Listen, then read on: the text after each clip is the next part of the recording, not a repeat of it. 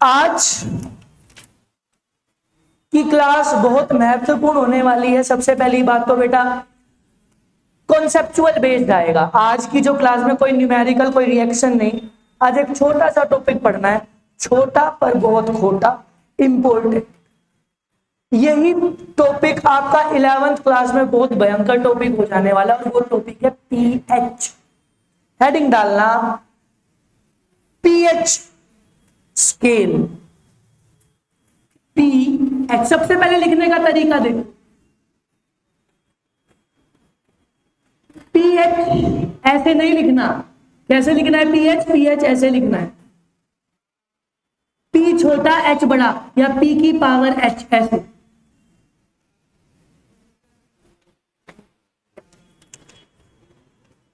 क्या? हाँ, pH scale फटाफट।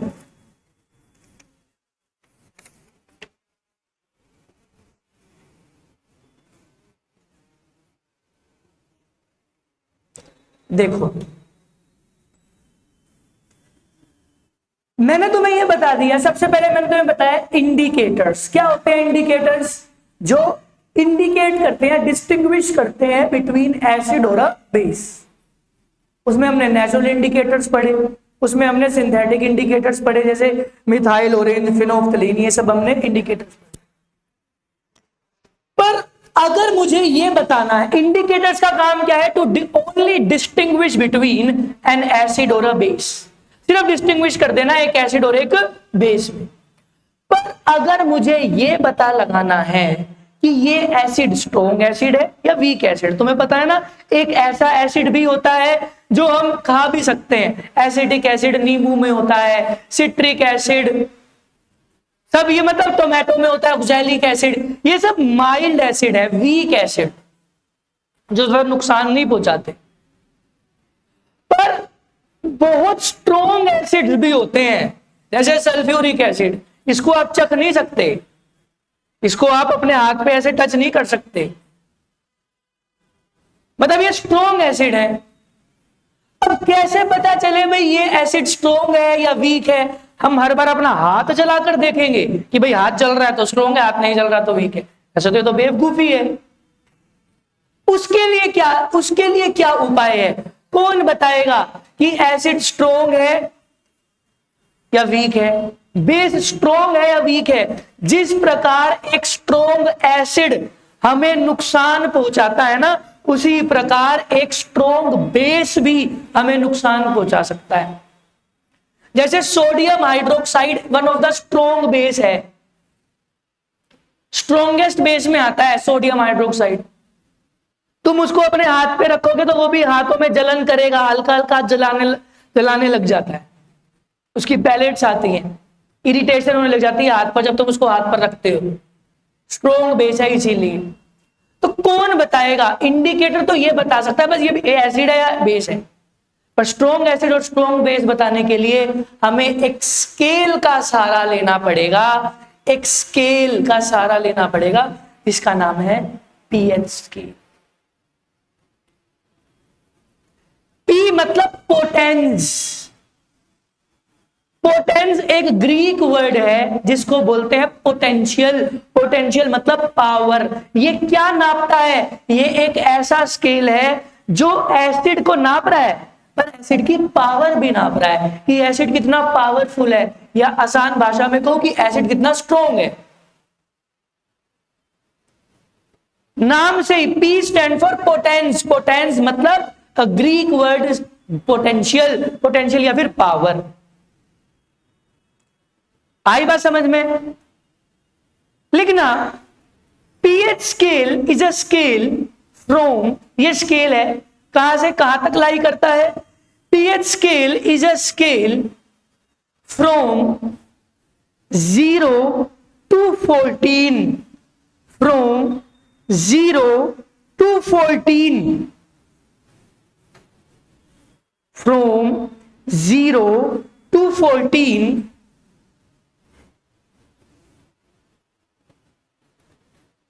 helps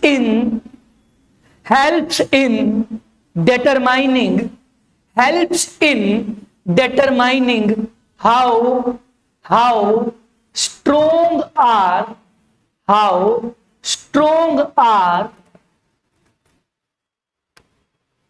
acids or bases। कितने स्ट्रोंग है एसिड और बेसिस। आ गई बात समझ में।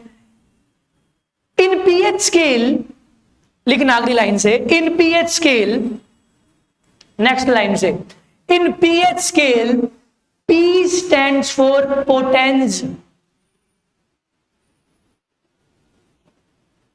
which means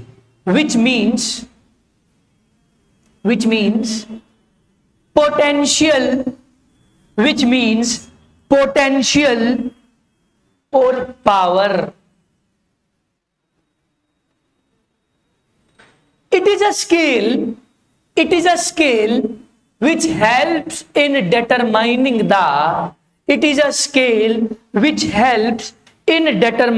the power of a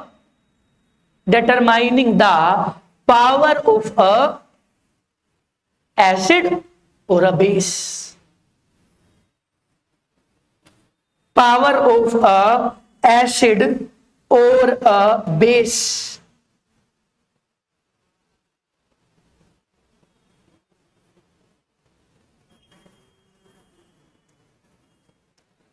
किसी एसिड और बेस की पावर बताने का काम करता है ये स्केल। देखो क्या होता है इसमें भाई, एक स्केल है।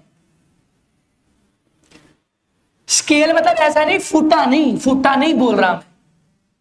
स्केल मतलब नापने, इससे नापा जाता है। स्केल मतलब इसे नापा जाए, जिसमें डिजिट्स होती है कहां से कहां तक, 0 से लेकर 14 तक।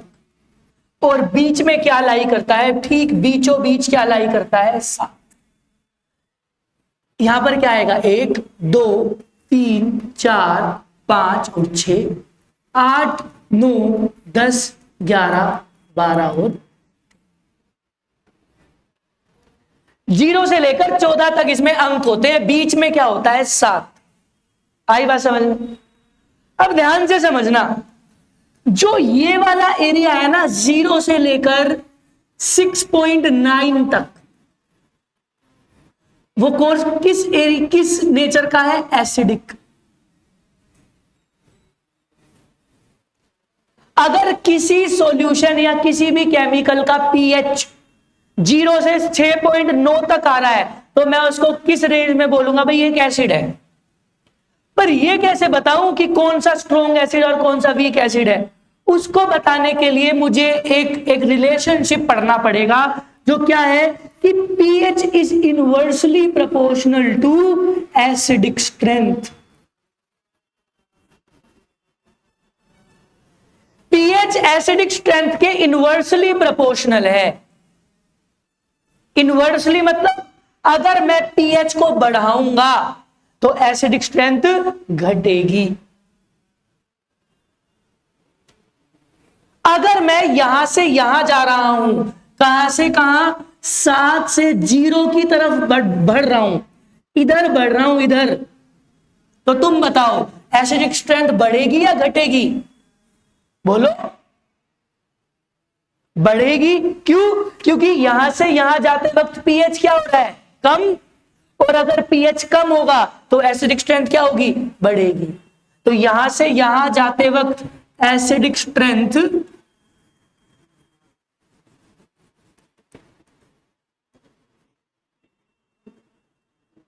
एक ऐसा एसिड है जिसका पीएच 5 है और एक ऐसा एसिड है जिसका पीएच 3 है, तो बताओ कौन सा स्ट्रॉन्ग एसिड होगा, 3 वाला। क्यों? क्योंकि उसका पीएच कम है, पीएच कम तो एसिड स्ट्रेंथ। तो ये एक स्केल है जिसने ये भी बता दिया कि कौन सा एसिड स्ट्रॉन्ग है, कौन सा। अच्छा, ये कोई स्केल नहीं होता, ये एक पीएच की रीडिंग्स होती हैं, ये एक मीटर होता है। अगर तुम लैब वगैरह में पीएच, वैसे पेपर भी होता है, पर पीएच लैब्स वगैरह में जो अवेलेबल होता है ये एक मीटर की फॉर्म में, एक इलेक्ट्रोड होती है, उसको पानी में डालकर देखते हैं, उनमें रीडिंग आ जाती है, भाई इस सॉल्यूशन का पीएच इतना है। फिर हम समझ जाते हैं भाई ये पीएच क्या है, ये एसिड है या फिर एक। अब यहां पर देखो 7.1 से लेकर 14 तक का 14 तक का जो एरिया है वो किसका है? बेसिक। मतलब अगर किसी का पीएच 7.1 से लेकर कहां तक जा रहा है? 14 तक जा रहा है, तो वो बेटा वो बेस है। कौन स्ट्रॉन्ग बेस कौन वीक बेस वो पता लगेगा एक रिलेशनशिप से, जो क्या बोलता है कि भाई pH is directly proportional to basic strength.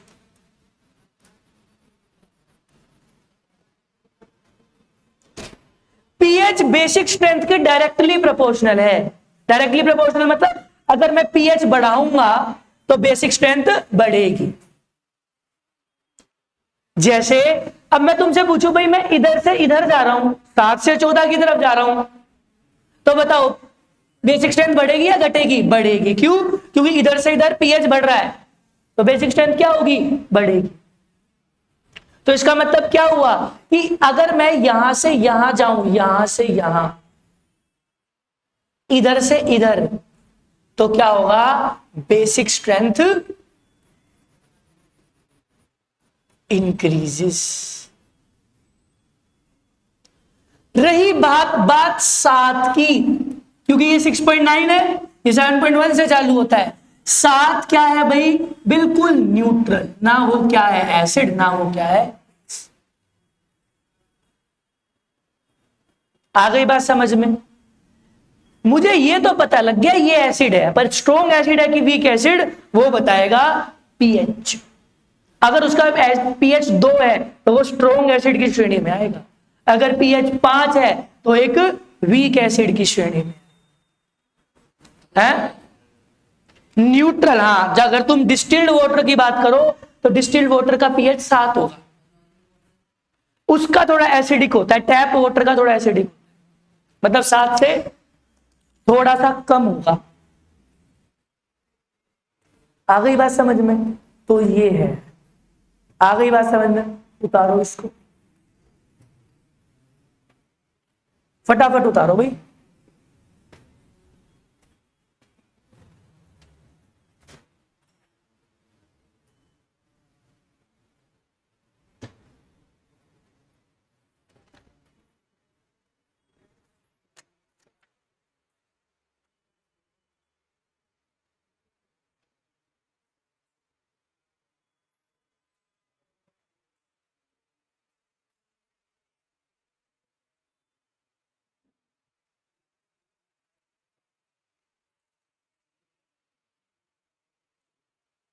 उतारो उतारो, जल्दी उतारो।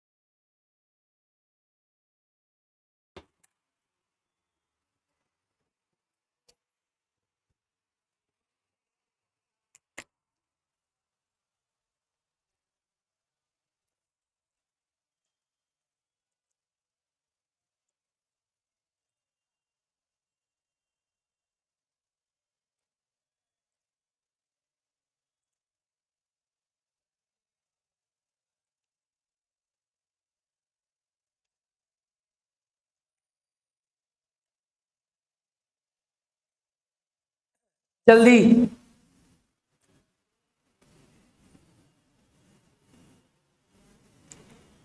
कर दूं? थोड़ा सा जल्दी उतारो भाई।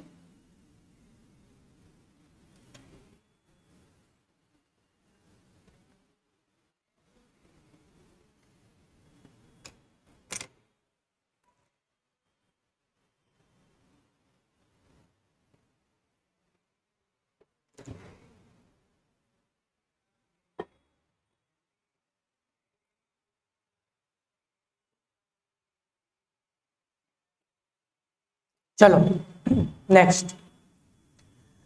अब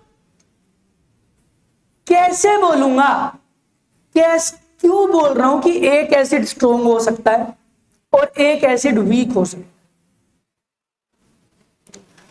तुम्हें पता है, मैंने तुम्हें इलेक्ट्रिसिटी में एक कॉन्सेप्ट पढ़ाया था और वो कॉन्सेप्ट है पावर का। मैं किसी की भी पावर कम या ज्यादा बोल सकता हूं उसके काम से। अगर मैं तुम्हें बोलूं कि भाई ये दीवार तोड़नी है और एक बंदे ने वो दीवार तोड़ दी एक दिन में और एक बंदे ने वही दीवार तोड़ दी 1 घंटे में, तो बताओ किसकी ज्यादा पावर होगी? 1 घंटे वाले की, उसके काम से तुम। अब मैं बोल रहा हूं ये एसिड पावरफुल है, एक एसिड पावरफुल है या फिर बोलूं स्ट्रोंग है, स्ट्रोंग एसिड है, और एक एसिड को मैंने बोल दिया भाई वीक है। मैं कैसे पता लगा पाया? साइंटिस्ट ने कैसे, किस एसिड को ये बोला भाई ये स्ट्रोंग है या वीक है? उनके काम से। क्या काम है एसिड का? मैंने तुम्हें अभी बताया, 4 दिनों से यही पढ़ रहे हैं। क्या काम है एसिड? क्या करते हैं? H+ देना, है ना? H+ देने मतलब H+ डोनेट कर देते हैं। जो ज्यादा H+ दे देगा वही क्या कहलाएगा? Strong acid. और जो कम H+ देगा वो, जैसे एक एग्जांपल मैं तुम्हें बताऊं, मान लो मेरे पास एक बीकर में HCl है और एक बीकर में एक एसिड है जिसको बोलते हैं CH3COOH। इसी का नाम क्या है? एसिटिक एसिड नाम है इसका।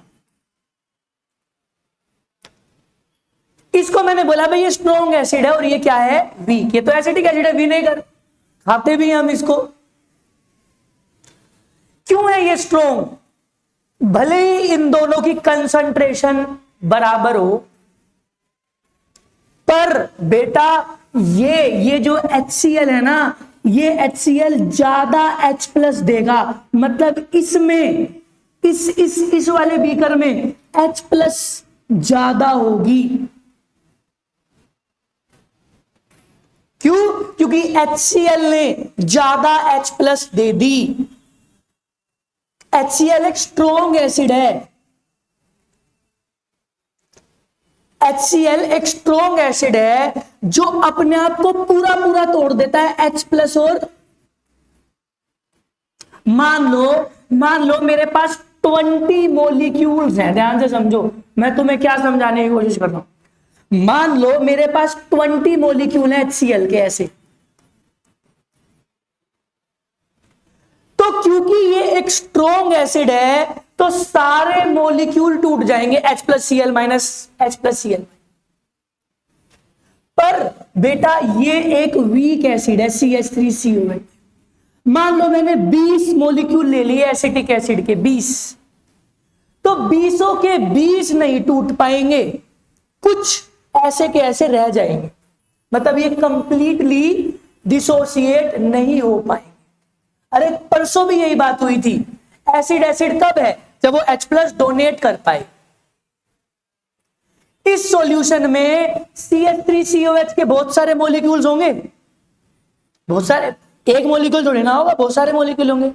वो सारे के सारे नहीं टूट पाएंगे और H+ नहीं दे पाएंगे। तो यहां पर H+ की कंसंट्रेशन क्या होगी? कम। इसीलिए इसको क्या बोल रहा हूं? Weak acid. तो ये pH स्केल है ना, ये वो कंसंट्रेशन नाप पा रहा है, कंसंट्रेशन नाप लेता है। भाई मैंने यहां पर pH स्केल डुबाया तो इसमें उसको मिली भाई यहां पर H+ की कंसंट्रेशन ज्यादा है, तो इसीलिए क्या है ये स्ट्रॉन्ग। क्यों है ज्यादा? इसका भी रीजन मैंने बता दिया, क्योंकि ये डिसोसिएट हो गया। सारा जितना HCl लिया था वो सारा HCl H+ और Cl- में टूट गया। पर यहां पर एसिटिक एसिड लिया, वो सारा का सारा टूट नहीं पाया। आई बात समझ में? बोलो। इसीलिए ये क्या है? एक वीक एसिड, और इसीलिए ये क्या है? एक स्ट्रॉन्ग एसिड। बात समझ में आई?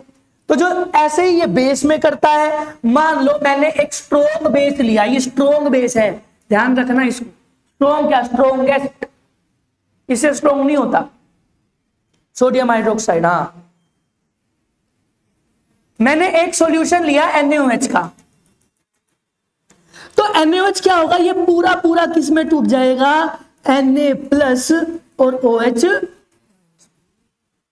सारे के सारे मॉलिक्यूल्स जो NaOH के होंगे वो डिसोसिएट हो जाएंगे। मतलब यहां पर, अरे बेस का काम क्या होता है, OH- देना, जो ज्यादा OH- देगा वो ज्यादा स्ट्रॉन्ग होगा। बताया था ना मैंने, एसिड क्या देने वाले होते हैं, H+ और बेस क्या देने वाले हैं, OH-। पर वही मैंने क्या लिया, एक वीक बेस लिया जो है NH4OH, weak base, ammonium hydroxide बोलते हैं इसको, क्या बोलते हैं, अमोनियम हाइड्रोक्साइड।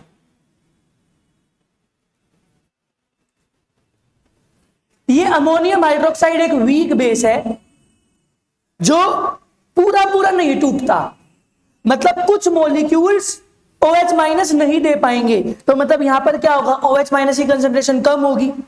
तो जो pH स्केल है ना, वो इसमें और इसमें क्या नाप रहा है, OH- की कंसेंट्रेशन।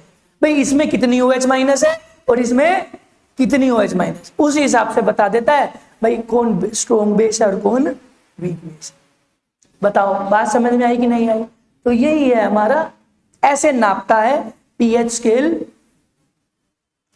जो ये pH है ना, लिखो, हेडिंग डालो, नेक्स्ट हेडिंग है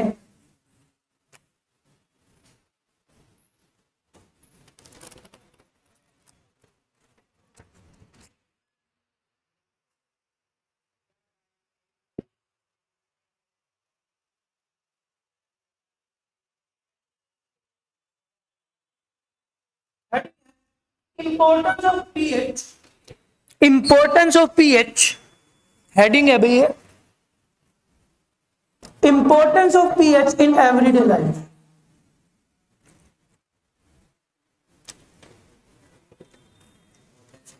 इन एवरीडे लाइफ देखो भाई, मेरी बात ध्यान से सुनो। अब से जो मैं तुम्हें समझा रहा हूं वो कल तुम्हें नोट्स के रूप में लाना है। मैं बस समझाऊंगा, कुछ नहीं लिखवाऊंगा, तुम्हें इन 2 पेजेस के वो सेल्फ मेड नोट्स बनाकर लाने हैं। पेज नंबर तक लेना है, हेडिंग है importance of pH in everyday life. मैं बस समझा रहा हूं, नोट्स तुम्हें खुद बनाकर लाने हैं, हर एक इंस्टेंस के, मतलब हर एक सिचुएशन के। पहली सिचुएशन है कि plants and animals are pH sensitive. Book में एक सिचुएशन है कि भाई जो प्लांट्स और एनिमल्स है वो pH सेंसिटिव है। तुम्हें पता है हमारी बॉडी का एक परफेक्ट pH होता है, और वो कहां से कहां हो सकता है, 7 से 7.8 के बीच में रहना चाहिए। हमारी जो बॉडी है अपना काम, या प्लांट्स का भी यही होता है कि वो अपना काम सुचारू रूप से जब अच्छे से कर पाएगी जब उस बॉडी का pH क्या होगा, 7 से 7. हाँ नापा जा सकता है, खून निकालो pH नापो, उसका 7.1 7.2 हर किसी का अलग अलग हो सकता है, पर एक हेल्दी इंसान का इस रेंज में रहना चाहिए। इससे कम हुआ, इससे ज्यादा हुआ तो दिक्कत हो जाएगी, हमारी बॉडी अच्छे से फंक्शन नहीं कर पाएगी, अच्छे से काम नहीं कर पाएगी। हमारी बॉडी pH सेंसिटिव है। जैसे तुम्हें पता है एलर्जिक रिएक्शंस जो होते हैं, मान लो मैंने कुछ खाया उससे मुझे एलर्जी हो गई, मैंने कुछ सूंघा एलर्जी हो गई, वो क्यों होती है बेटा, वो pH में गड़बड़, जैसे रैशेस हो जाते हैं, तो वो चीज क्या करिए तुम्हारे अंदर जाकर तुम्हारे बॉडी के pH की जो रेंज है उसको कम या ज्यादा कर देती है, और कम ज्यादा होने से क्या होता है तुम्हारे को वही रैशेस, एलर्जिक रिएक्शन। इसी कारण हमारी बॉडी का जो pH होना चाहिए वो 7 से 7.8 तक।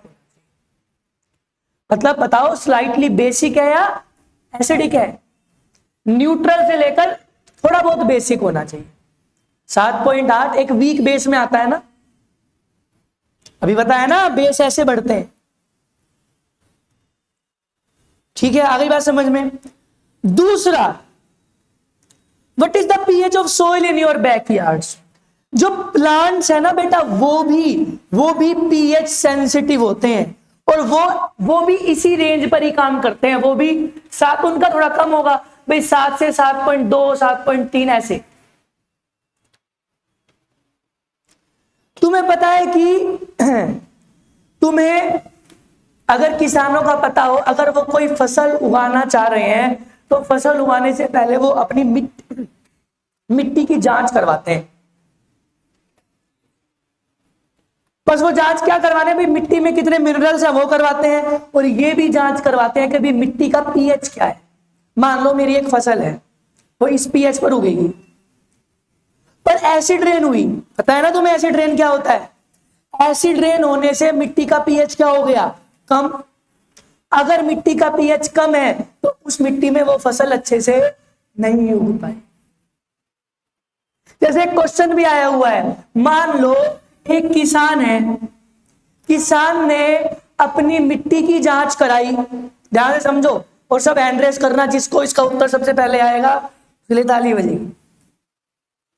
एक किसान है, उसने अपनी मिट्टी की जांच कराई, और मिट्टी की जांच कराने के बाद उसने अपनी मिट्टी में CaO, या इसको क्या बोलते हैं, चूना भी बोलते हैं हिंदी में, या फिर इसको क्या बोलते हैं, क्विक लाइम छिड़कना स्टार्ट कर दिया। क्या स्टार्ट करना, इसका छिड़कना स्टार्ट कर दिया, क्विक लाइम। तो बताओ उसकी मिट्टी का पीएच 7 से कम हो गया होगा या 7 से ज्यादा, या दूसरे शब्दों में बोलूं, मिट्टी एसिडिक हो गई होगी या बेसिक? बेसिक कह रहा है शिवम। प्रियांशी कौन कह रहा है न्यूट्रल? ऋषभ।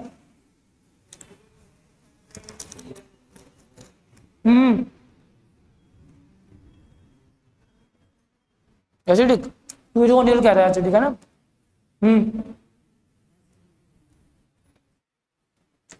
CO क्या है?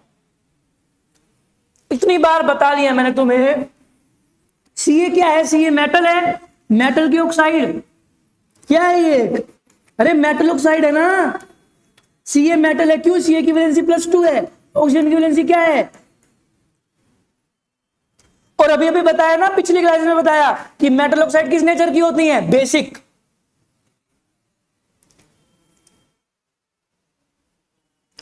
वो अपनी मिट्टी में क्या छिड़क रहा है? वो अपनी मिट्टी में ये छिड़क रहा है, चूना छिड़क रहा है। मतलब मिट्टी कैसी हो गई होगी? एसिड हो गई होगी ना। उसमें वो बेस छिड़क रहा है ताकि वो एसिड क्या हो जाए? न्यूट्रलाइज हो जाए। मिट्टी का पीएच क्या करना है? 7 करना है उसे। न्यूट्रल मतलब 7। अभी यही बताया ना, न्यूट्रल का पीएच क्या होता है? 7 होता है ना न्यूट्रल का पीएच। अरे ये रहा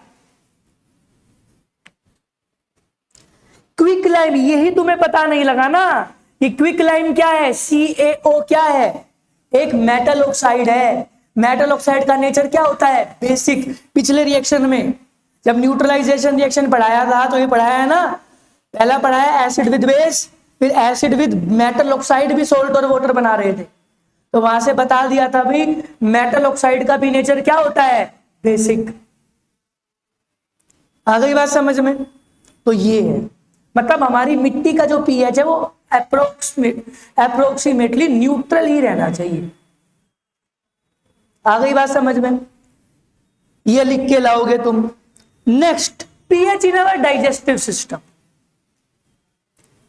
तुम्हें पता है, हमने लाइफ प्रोसेस चैप्टर पढ़ लिया, हमारे डाइजेस्टिव सिस्टम का पीएच, हमारे डाइजेस्टिव सिस्टम में क्या होता है? एक स्ट्रॉन्ग एसिड प्रेजेंट है जो है HCl, हाइड्रोक्लोरिक एसिड, जिसका जो पीएच है वो 1 के बीच में लाए, 1.5 1.2 ऐसे। इतना स्ट्रॉन्ग एसिड प्रेजेंट है हमारे पेट में। वो क्यों बचा हुआ है? वो लाइफ प्रोसेस में हम पढ़कर आए। म्यूकस होता है जो प्रोटेक्ट करता है। पर ये काम किस लिए आता है? मैंने तुम्हें लाइफ प्रोसेस में ये पढ़ाया था। ये breaking off the food, food को ब्रेक करता है, महीन करता है फूड को। अब तुमने एक ऐसा फूड खाया जिसको हम बोलते हैं जंक फूड, फास्ट फूड, ये फास्ट फूड और जंक फूड क्या होते हैं, इनको पचाना आसान नहीं होता, मतलब ये आसानी से डाइजेस्ट नहीं हो पाते। इनको डाइजेस्ट करने के लिए हमारी बॉडी को ज्यादा मेहनत करनी पड़ती है, या यूं कहूं हमारी बॉडी ज्यादा HCl सेक्रेट करती है। वो HCl हमारी बॉडी बना रही है हमारे पेट में, हमने पिया नहीं है। क्योंकि वो जो भोजन है, जो वो जंक फूड है, वो एक क्या है, वो स्ट्रॉन्ग भोजन है, मतलब उसको पचाना आसान नहीं होता। उसको पचाने के लिए तुम्हारी बॉडी ज्यादा HCl सेक्रेट करती है, और ज्यादा HCl सेक्रेट करेगी तो तुम्हारी बॉडी का pH क्या हो जाएगा, तुम्हारे पेट का pH क्या हो जाएगा, बहुत कम। और अगर pH बहुत कम होगा तो तुम्हारे पेट में क्या होने लगेगी, जलन। इसको बोलते हैं एसिडिटी। वो क्या है, तुम्हारे बॉडी में, तुम्हारे पेट में एसिड का लेवल बढ़ गया है, जो तुम्हारे पेट में एसिडिटी कोज कर रहा है, जिसकी वजह से जलन होती है, दर्द होता है पेट में। फिर उसके लिए एसिड की काट कौन है, एसिड को कौन न्यूट्रलाइज करेगा, एक बेस। तो हम एक एडिबल बेस लेते हैं। सारे बेसिस खाए नहीं जा सकते, कुछ बेसिस हैं जो खाए जा सकते हैं। जैसे एक बेस है मैग्नीशियम हाइड्रोक्साइड। ये सब चीज तुम्हें लिख के लानी है, मैं होमवर्क दे रहा हूं। क्या फॉर्मूला बनेगा, MgHOH। इसका एक कॉमन नेम भी है जिसको बोलते हैं मिल्क ऑफ मैग्नीशियम। पिए डाइजीन वगैरह, पिए कभी डाइजीन नहीं पी, अरे वाह हेल्दी बच्चे हो तुम। डाइजीन का वो मिल्क ऑफ मैग्नीशिया पी रहे हो तुम, जो तुम्हारे अंदर ज्यादा एसिड कोज हो गया है। उस एसिड को ये बेस है ना, OH जहां होती है वो बेस होता है, बता दिया मैंने। ये बेस उसको क्या कर रहा है बेटा, न्यूट्रलाइज कर रहा है। आगे केमिकल पढ़ेंगे, वो भी एक बेसिक नेचर का होता है, जैसे बेकिंग सोडा NaHCO3, ये पढ़ेंगे आगे चलकर। ये भी एक बेस है जो क्या करता है, जैसे इनो में ये प्रेजेंट होता है, इनो में ये प्रेजेंट है, तो तुम इनो पीते हो ना एसिडिटी के लिए। पर वो एसिडिटी हो क्यों रही है, वो तुम्हारे अंदर पेट में एसिड बन रहा है, एसिड ज्यादा। और किसी किसी को तो इतना भयावह होता है ये रोग कि उनको ऐसा लगता है भाई हमें हार्ट अटैक आ रहा है, इतनी जलन होने लग जाती है, गैस बन जाती है पेट में। क्यों, क्योंकि डाइजेस्टिव सिस्टम बहुत कमजोर है। आई बात समझ में। तो हमारे जो डाइजेस्टिव सिस्टम का pH भी मेंटेन रहना चाहिए, एक परफेक्ट रेंज। हमारी बॉडी में जो डाइजेस्टिव सिस्टम है उसमें एक limited amount of acid he present होना चाहिए। ज्यादा होगा तो भी दिक्कत, कम होगा तो भी दिक्कत। अगर कम हुआ तो भी खाना नहीं पचेगा, किसी किसी को यह भी प्रॉब्लम होती है। तुम्हें पता है इसी एसिड को हमारे आयुर्वेदा में बोलते हैं जठराग्नि। हम जो भी खाना खाते हैं ना हमारे पेट में, उसको आज की जो मॉडर्न साइंस है वो बोल रही है मेटाबॉलिज्म। कहते हैं ना भाई तू बड़ा सुक्कड़ है, वो कहता है भाई मैं तो बहुत खाता हूं। जैसे हमारे यहाँ 12th में एक लड़की है, तन्वी, वो सुक्कड़ सी है। वो कहती है भैया मैं औरों से ज्यादा खाती हूँ पर मेरी, क्यों, क्योंकि उसका मेटाबॉलिक सिस्टम बहुत हाई है, अंदर की अग्नि बहुत तेज है जो सब चीजों को जला देती है। और अग्नि वो एसिड ही है, एसिड का काम ये जलाना। अब किसी किसी का जो ये जठराग्नि है, ये जो HCl है, ये बहुत कम होता है पेट में, जिससे क्या होता है खाना अच्छे से डाइजेस्ट नहीं होता। खाना अच्छे से डाइजेस्ट नहीं होगा तो वो जमने, फैट के रूप में कहीं कहीं जमेगा, इसलिए वो थोड़ा सा भी खाते हैं तो वो मोटे होने लगते हैं। पर एक जना ऐसा भी होता है किसी की फैमिली में, वो इतना खाता है 10-20 रोटी खाता है, फिर वो सुक्कड़ी है। क्यों, क्योंकि उसकी जो ये एसिड है, ये जठराग्नि बहुत तेज है, खाता है एसिड उसको फटाफट जलाकर। तो ये ना कम होना चाहिए ना ये ज्यादा होना चाहिए, सारी चीजें ये एक लेवल पे होना चाहिए। ठीक है, next, pH change as the cause of tooth decay. आ गई बात समझ में। टूथ डिके, जिसको हम आम भाषा में बोलते हैं दांतों में कीड़ा लग जाना। जब दांत काले काले होने लगते हैं तो कहते हैं भाई कीड़ा लग गया, कीड़ा है। वो कीड़ा नहीं होता, वो हमारे दांत गलने लगते हैं, डीके होने लग रहे हैं, अंदर का कालापन आ रहा है वो बाहर, जो बाहर का इनेमल है। ये तो छोटी क्लासों में पता है ना तुम्हें कि हमारे दांतों में जो ये व्हाइट कलर के क्यों दिख रहे हैं दांत, क्योंकि एक आउटर कवरिंग है जिसको बोलते हैं इनेमल। ये भी सुना होगा तुमने, enamel is the hardest substance in our body. सबसे हार्ड चीज हमारी बॉडी में क्या है? हमारी बॉडी का इनेमल, दांतों का इनेमल। ये इनेमल घटने लगता है, गलने लगता है, सड़ने लगता है और दांतों से हटने लगता है। जो अंदर का पार्ट है ना काला, वो आ रहा है अब, उसी को बोलते हैं tooth decay. Tooth decay, decay मतलब गलना, दांतों का गलना। वो कीड़ा नहीं लगा दांतों में, वो दांत गल रहे हैं। क्यों गल रहे हैं वो सब तुम्हें पता है? हमारे जो मुंह का जो बक्कल कैविटी जिसे हम बोलते हैं, उसका एक परफेक्ट पीएच है जो होता है 5.5 होना चाहिए। कितना होना चाहिए? 5.5। पर होता क्या है, जैसे मान लो तुमने रात को मीठा खाया, चॉकलेट खाई, वो चॉकलेट तुम्हारी कैविटीज में फंस गई। कैविटी मतलब जो गैप है तुम्हारे दांतों के बीच। तुम्हें पता है हमारे मुंह में कुछ बैक्टीरियाज होते हैं, वो हमारे लिए लाभदायक है। वो बैक्टीरियाज क्या करते हैं? उन फंसे हुए खाने पर एक्ट करते हैं। एक्ट मतलब उनको नष्ट करते हैं, मतलब उसको खा लेते हैं। जैसे मेरे दांतों में खाना फंस गया और वो खाने को हटाने के लिए वहां से हमारे माउथ में कुछ हेल्दी बैक्टीरियाज हैं जो उस पर एक्ट कर रहे हैं, उसको नष्ट कर रहे हैं। जैसे हमारे आम तौर पर अगर मैं केले का छिलका फेंक दूं तो वो केले का छिलका डीके होगा ना, डिकम्पोज होगा, बैक्टीरिया उसको डिकम्पोज कर देते हैं। ऐसे ही वो हेल्दी बैक्टीरियाज हैं। ऐसे ही हमारे दांतों में फंसे हुए खाने को बैक्टीरियाज डिकम्पोज करते हैं, हटा देते हैं, मतलब उनको वहां से हटा देते हैं खाने को। पर वो इसके बदले एक एसिड रिलीज करते हैं हमारे दांतों में। हमारे मुंह में वो एसिड रिलीज करते हैं, जिस एसिड के कारण हमारे जो बकल कैविटी का जो पीएच हो जाता है वो क्या हो जाता है? 5.5 से। मतलब हमारी बकल कैविटी क्या हो रही है? अब एसिडिक हो रही है। और उसी एसिडिक होने के कारण हमारे दांत, क्योंकि हमारे मुंह में क्या ज्यादा होने लग गया है? एसिड। उसी एसिड ज्यादा होने के कारण हमारे दांत क्या होने लगते हैं? गलने लगते हैं धीरे धीरे। एसिड गलाता है, इसी को बोलते हैं टूथ डीके। इसीलिए सुबह उठकर ब्रश करनी चाहिए। क्यों? क्योंकि जो बैक्टीरियाज ने काम करा है, मतलब एसिड है तुम्हारे मुंह में, खाना फंस गया होगा, रात को ब्रश करते नहीं है,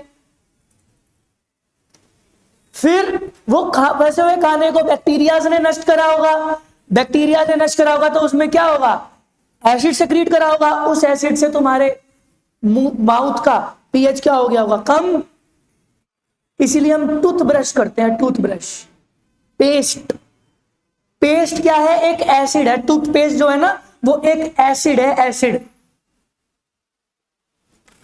सॉरी बेस है, बेस है, बेस। तो टूथपेस्ट है ना, वो क्या है? एक बेस जो तुम्हारे मुंह में जमा एसिड को क्या कर रहा है? न्यूट्रलाइज कर रहा है। क्योंकि एसिड को कौन न्यूट्रलाइज कर सकता है? बेस। इसीलिए सुबह उठकर ब्रश करते हैं। पहले क्या करते थे? नीम के दातुन करते थे। नीम क्या है? कड़वा। और जहां जहां कड़वी चीज है वहां वहां बेस होता है, तुम्हें पता है ना। एसिड का क्या टेस्ट होता है? खट्टा। और बेस का क्या टेस्ट होता है? कड़वा। Base are bitter in taste. जो भी चीज तुम्हें कड़वी लग रही है उसके अंदर बेस है। नीम कड़वा है तो नीम के अंदर एक बेस प्रेजेंट होता है जो तुम्हारे एसिड को क्या करता है, मुंह में जमा एसिड को क्या करता है, न्यूट्रलाइज। 5.5 रहना चाहिए हमारे बकल कैविटी का पीएच। अगर इससे कम या ज्यादा दोनों में नुकसान है। आ गई बात समझ? Next, self defence by animals and plants through chemical warfare.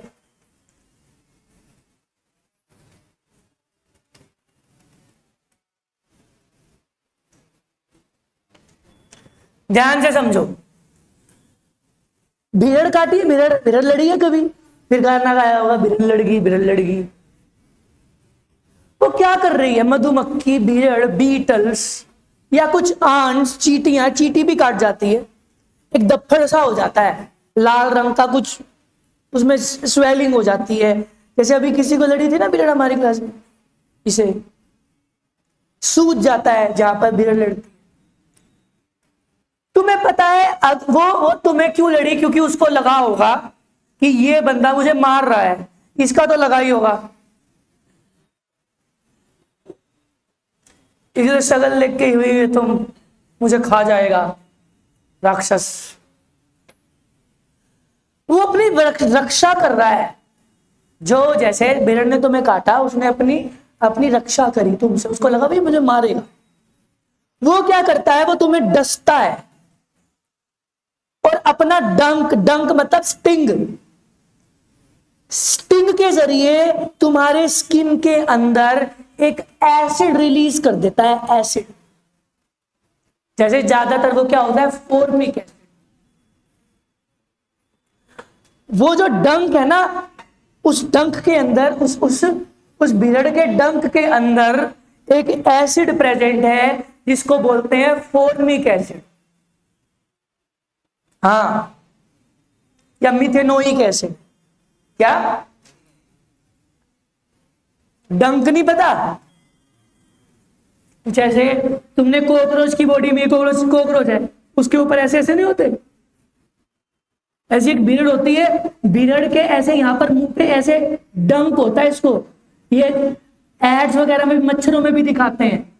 जैसे ये उसकी बॉडी है मच्छर की बॉडी में ये डंक है, उसका स्टिंग जिसे बोलते हैं स्टिंग। ये तुम मच्छर जब काटता है, ये स्टिंग तुम्हारे स्किन में गाड़ देता है ऐसे। हाँ, वो खून चूसता है, वो इसी डंक के कारण चूसता है। ये तुम्हारे स्किन में गड़ता है फिर चूसता है। नहीं, मच्छर नहीं करता है। हाँ, पर वो डंक ही मारता है मच्छर। पर भीड़ क्या करती है? भीड़ तुम्हारे बॉडी में ये डंक छोड़ देती है और इस डंक में, इस स्टिंग में क्या होता है, एक एसिड प्रेजेंट होता है जो तुम्हारी बॉडी में चला जाता है। जिस एसिड के कारण तुम्हारी बॉडी में इरिटेशन होती है और क्या होती है, सूजन आ जाती है, स्वेलिंग आ जाती है। मतलब वो एक एसिड रिलीज करता है। वो एसिड क्या है? या तो मिथेनोइक एसिड है या फिर जिससे क्या होता है, हमारी बॉडी का उस जगह का पीएच क्या हो जाता है, कम। मैंने कहा ना, हमारी बॉडी एक परफेक्ट पीएच पर काम करेगी, 7 से 7.8 तक ही काम करेगी। मधुमक्खी ने, भीड़ ने तुम्हें डसा तो क्या करा? डंक छोड़ दिया। उस डंक में क्या है? एसिड। एसिड के कारण क्या हुआ? तुम्हारी बॉडी का उस जगह एरिया का पीएच क्या हो गया, कम। उस पीएच की वजह से, पीएच कम होने की वजह से क्या होगा? इरिटेशन, जलन, सूजन। आई बात समझ में? तो यही है। तो क्या करते हैं इसके लिए? या तो टूथपेस्ट लगाना चाहिए, बेकिंग सोडा रगड़ना चाहिए, चक्कू रगड़वाते हैं। चक्कू क्यों रगड़वाते हैं? जो तो डंक फंसा हुआ है ना, वो निकल जाए। चक्कू का कोई ऐसे साइंटिफिक रोल नहीं है। कुछ लगाते हैं अचार रगड़ लो, नहीं, ऐसा कुछ नहीं होता। अचार से कुछ नहीं होता। एक बेस रगड़ना चाहिए। क्यों? क्योंकि एसिड रिलीज हुआ है और एसिड को कौन न्यूट्रलाइज करेगा? एक बेस। लोहे का मतलब क्यों रख देते हैं भाई, लोहा रख लेना तो ये डंक फंसा हुआ है वो डंक निकल जाएगा। हाँ तब खिंचा भी सकता है। आई बात समझ में? तो आज का होमवर्क है ये सभी सिचुएशंस के नोट्स बनाकर लाओगे, मैं कल आते ही सबसे पहले ये चेक। ठीक है, आज के लिए इतना ही, जा सकते।